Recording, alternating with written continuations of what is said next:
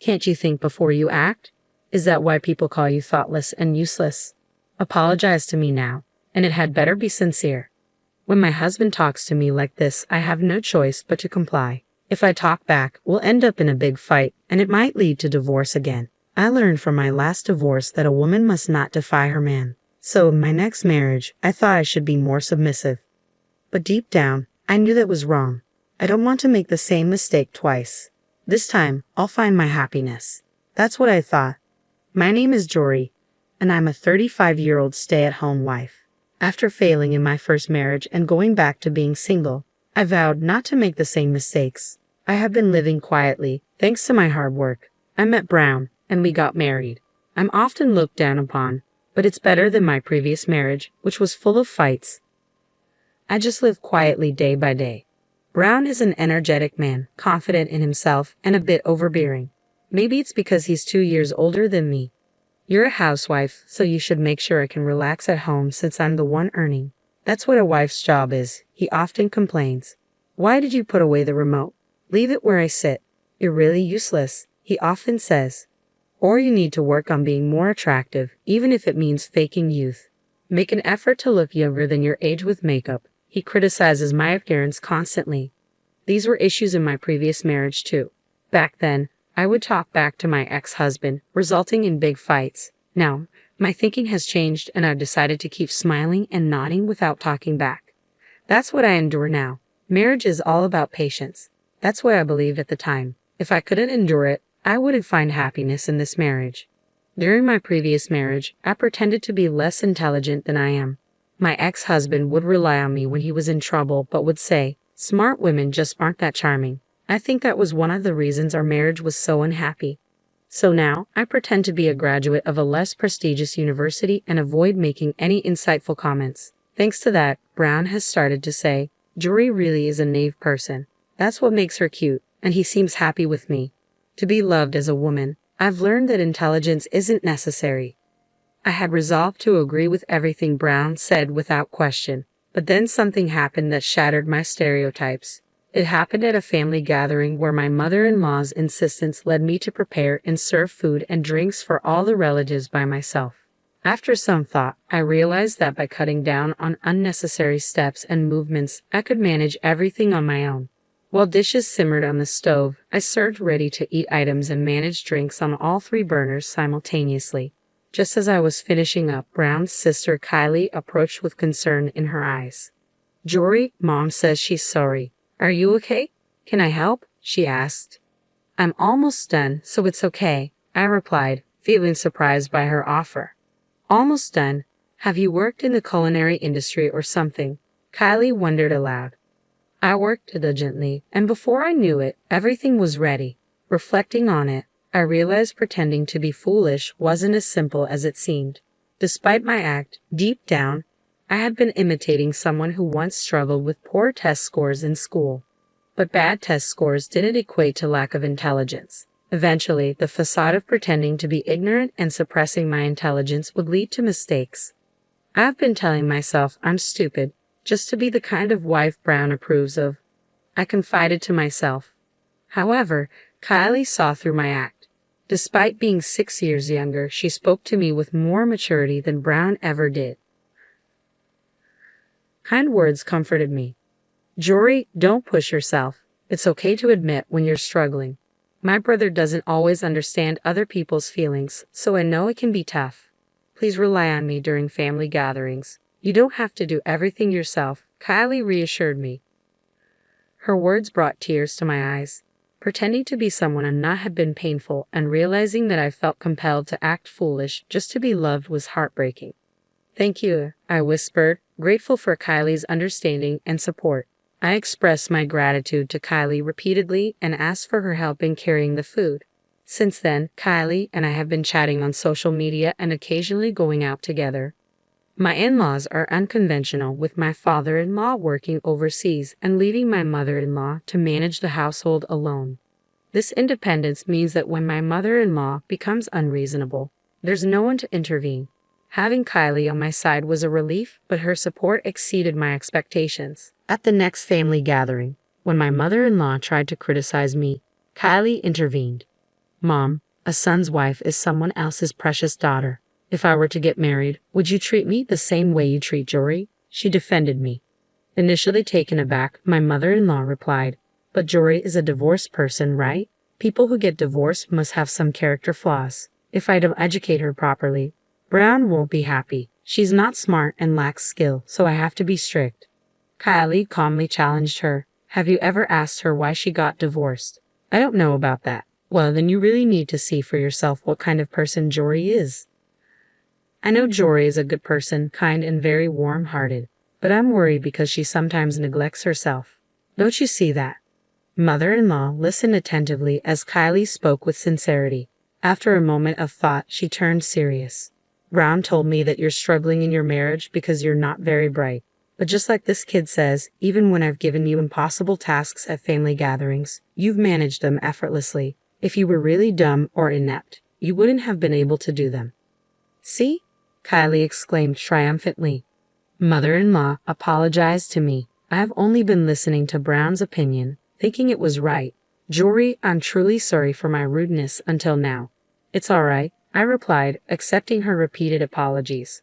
Honestly, being tasked with all the cooking had never made me feel uncomfortable.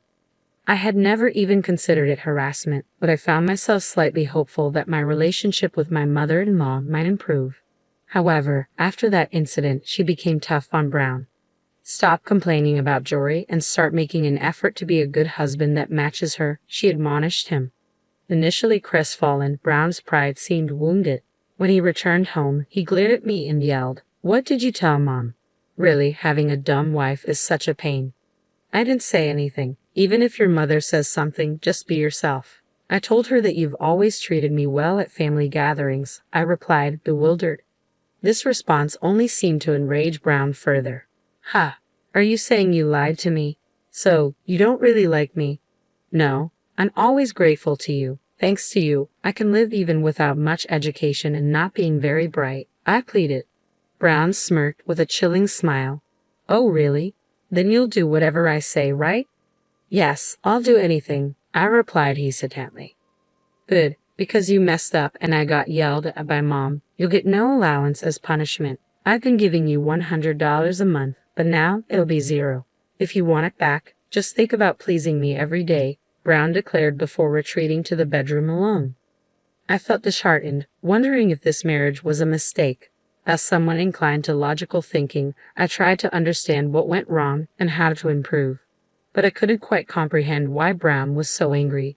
If his mother scolded him, it was his fault, not mine. Regardless, losing the allowance didn't trouble me much since I had nearly $10,000 saved up from before our marriage. I didn't want to cater to Brown's demands, so I continued living as I always had. However, suddenly, and for some unknown reason, Brown grabbed my arm forcefully, made me sit on the floor, and said, "Can't you use your head more? This is why people call you thoughtless and useless." Apologized to me deeply. Confused and humiliated by the situation, I didn't understand why Brown was so angry, but I apologized, saying, "I'm sorry. I'm not bright enough to understand why you're angry, Brown. You're really the worst incompetent woman. Don't sleep sitting like this all night. Figure out why I'm angry by morning," Brown scolded. He then brought his phone charger into the living room, started charging his mobile phone, and positioned it so the back faced me. I heard a click sound. "I'm recording you to make sure you don't move or sleep. You don't have a job since you're a stay-at-home wife, so staying up all night won't be an issue, right? But don't slack off on tomorrow's chores or I won't forgive you," Brown threatened before retreating to the bedroom alone. I was a mess of disappointment, disbelief, and anger toward Brown. Regret surged within me, wondering why I had married such a man. I recalled a similar incident from my previous marriage, where my ex-husband also seemed to want to control me and demanded my obedience at all costs. With this realization, the reasons behind both my failed marriages, both the previous one and now with Brown, became clear to me. I felt a surge of anger toward my past self for not reaching this conclusion sooner. Choosing a man so similar to my last husband, wasn't I failing to learn from my previous mistakes? Once I understood this, the only feeling left in me was a resolve to end this unenjoyable marriage. I stood up, took Brown's mobile phone, and stopped the recording. I transferred the video to my own mobile phone, edited it into a 2-hour clip of just me sitting still, and sent it back to Brown's phone before replacing it where I found it. Then, I lay down on the sofa and woke up at 6 o'clock in the morning to the sound of Brown moving in the bedroom. He seemed satisfied that I was still on the floor, but was shocked to find his phone screen dark and the video stopped after about 2 hours. Did you do something to the video? Brown demanded, visibly upset. I pretended ignorance, saying, "Ha! I didn't do anything. I don't really understand mobile phones." Brown appeared to calm down slightly and said, "I'm sorry about yesterday. I got angry thinking you were trying to please me. I'm smart, so I didn't notice, but you're trying in your own way, right?" He apologized with a condescending attitude. I felt irritated, but I endured it and forgave him with a smile. "Yeah, it's okay," I said, though I truly didn't care much about Brown's opinion since I was planning to divorce him soon anyway. However, I decided that I wouldn't make it easy for him. I resolved to ensure Brown received a fitting punishment. About a month later, it was time for a family gathering, and Brown and I headed to my in-laws' house. I anticipated a busy day with many relatives around. As we entered, I expected to be put to work as usual. To my surprise, mother-in-law and Kylie were busy cooking, and I was told to sit down and do nothing. I hadn't interacted much with the relatives before, but Brown struck up a conversation with the man in front of him, and I joined in. It turned out the man was Brown's uncle, and something about him felt familiar to me. Brown began explaining, "My uncle teaches at Harvard. You might not understand, Jory, but he's doing some impressive work in the field of chemistry." The uncle looked at me and exclaimed, "Brown, what are you talking about? There's no way Jory wouldn't understand that." His words left me even more puzzled. "What are you talking about, uncle?" "Jory graduated from a lower-tier university and can't even operate a mobile phone properly. She's not bright at all," Brown insisted. Despite Brown's comments, the uncle smiled kindly at me and said, "You're really quite excellent, aren't you? Why pretend to be foolish? Brown is the one who's actually at a much lower level. Doesn't it feel bad to be looked down upon by someone like that? You should just be yourself."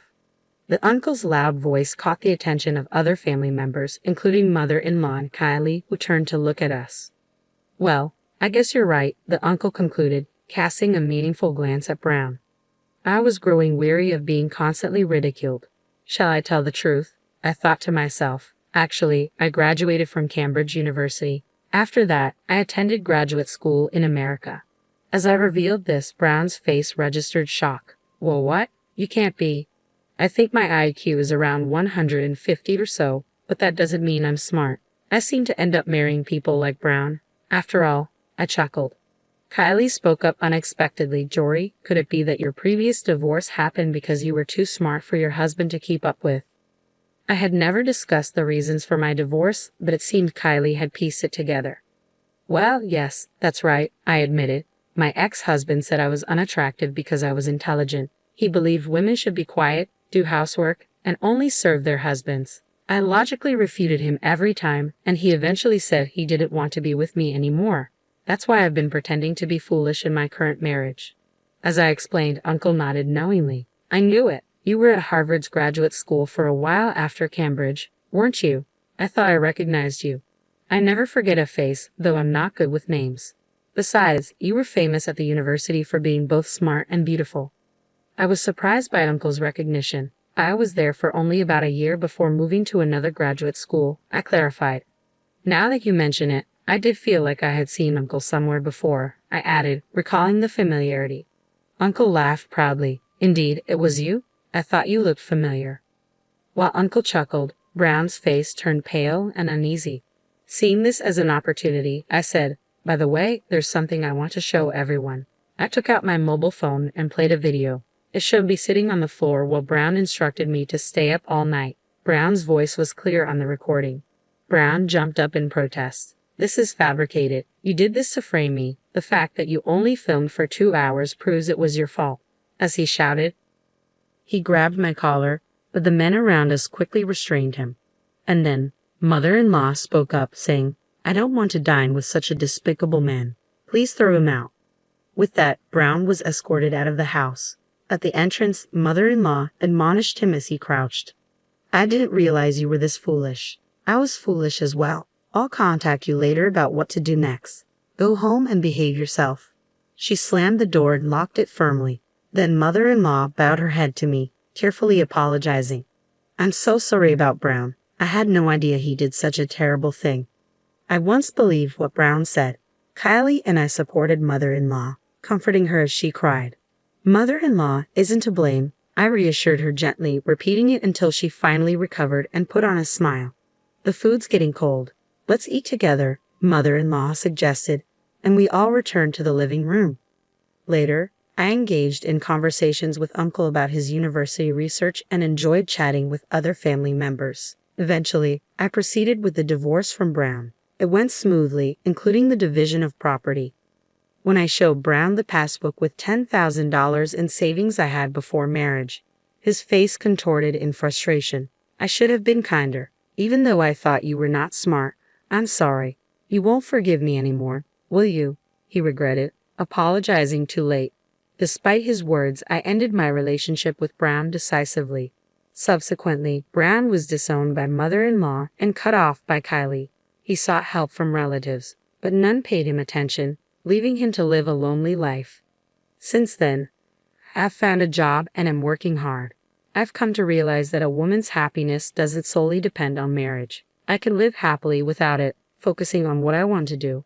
This is when I can truly be myself. Although I divorced Brown, I've built a strong relationship with Kylie. Moving forward, I intend to cherish being true to myself, occasionally meeting and enjoying time with those I wish to get along with.